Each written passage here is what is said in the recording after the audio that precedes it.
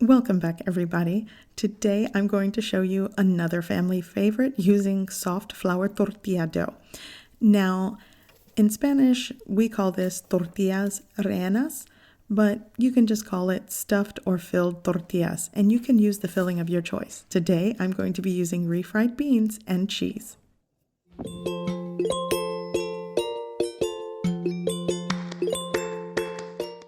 So to get started, I am going to make a tortilla dough. This is for flour tortillas. I have 3 loosely packed cups of all-purpose flour, 2 teaspoons of baking powder, and 1 teaspoon of salt. I'm going to give that a mix, and now I've just added a 1/3 cup of lard. You could use shortening, you could use butter, and if you want to use the healthier choice of oil, then you might need to scale down to about a 1/4 cup of oil for this. So once everything is combined well, I am going to add 8 fluid ounces of hot water. Now, if you are not going to weigh your ingredients, because I will be putting weighted measurements in the description below, then you are just going to have to feel your way to a soft and tender dough. So for example, if you add all the ingredients and it hasn't come together and it feels dry, then you will want to add more hot water. And if it feels a little too sticky and tacky where it's not coming together, add some more flour, a tablespoon at a time.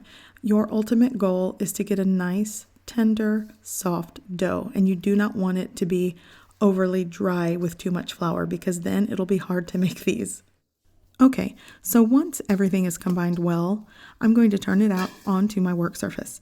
This is a cleaned work surface, and I'm not even going to use any flour to dust it with, because this dough ratio from water to flour seems to be spot on, and it's really not sticking or it's not overly dry. So I am going to knead for about 5 to 10 minutes. Kneading is going to vary from person to person depending how you knead, and if you are using a stand mixer, maybe use a medium setting for about 3 to 5 minutes.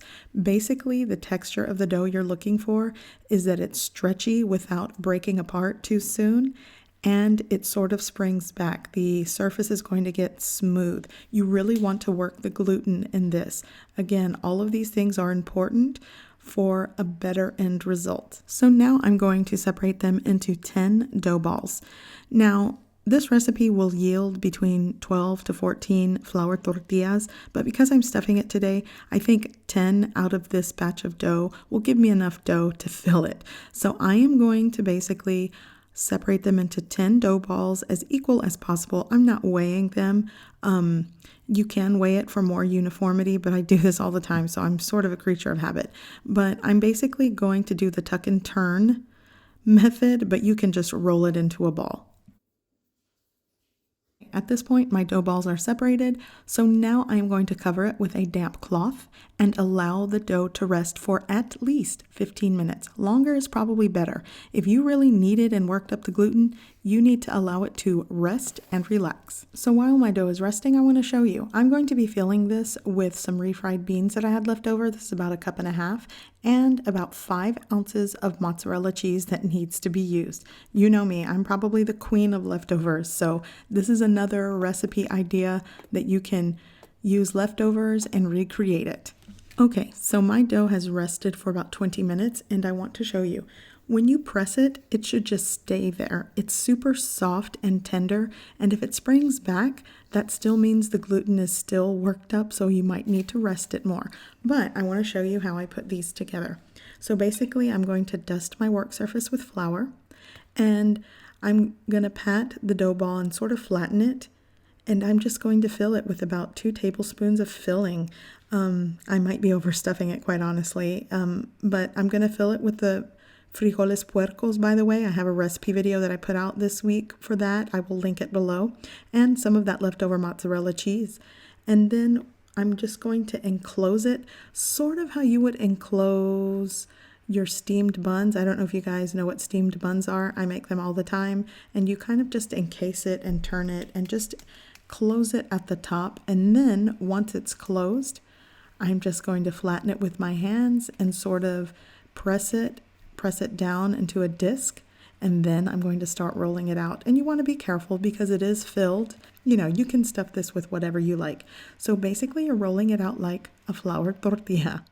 And while I'm rolling this out, I don't mean to be long-winded, but I feel like giving you information when you are making or using flour tortilla dough, because I do get this question a lot. A lot of you always say that your tortilla didn't fluff up or puff up when you cooked it, or when you're rolling it out, it kind of shrinks back. That's one of two things. The overuse of the flour when you dust your work surface, maybe too much flour is being worked back into the dough, or you did not rest the dough long enough. So after I roll this out, I'm actually going to let it rest. It's a good idea to actually roll out maybe 6 of them, or maybe since you only have 10, maybe start with rolling out 3 to 4, let them rest, and then start cooking and rolling them out. Because again, rolling them out, you're working up the gluten again. So resting the dough is key to getting the air bubbles that you want. So now that this is rolled out, I'm going to let it rest, but I had one resting on the side, so it's time to cook it. So another key to getting this to puff up is a well-heated or preheated pan, whether you're using a cast iron skillet, a comal. I'm using this granite non-stick comal. It's not very thick, but it works well. And keep it on a constant medium to medium-high heat. If it doesn't start bubbling within the first 20 seconds, you might need to adjust the heat. Okay, so now I'm going to speed things up a bit and just show you how it looks when it's cooking.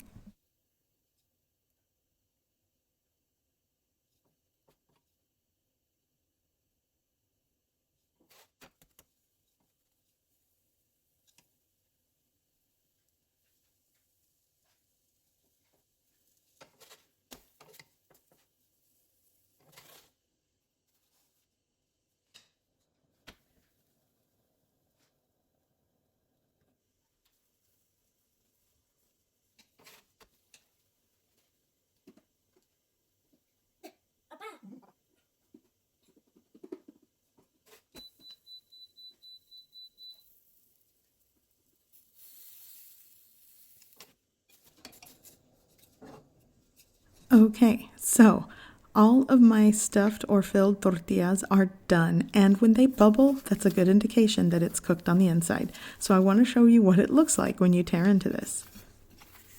So you can basically eat as is or fill it with your favorite taco fillings. It's so good, and the tortilla is soft and tender. So I hope you give this recipe a try. I hope you like it, and thanks for watching.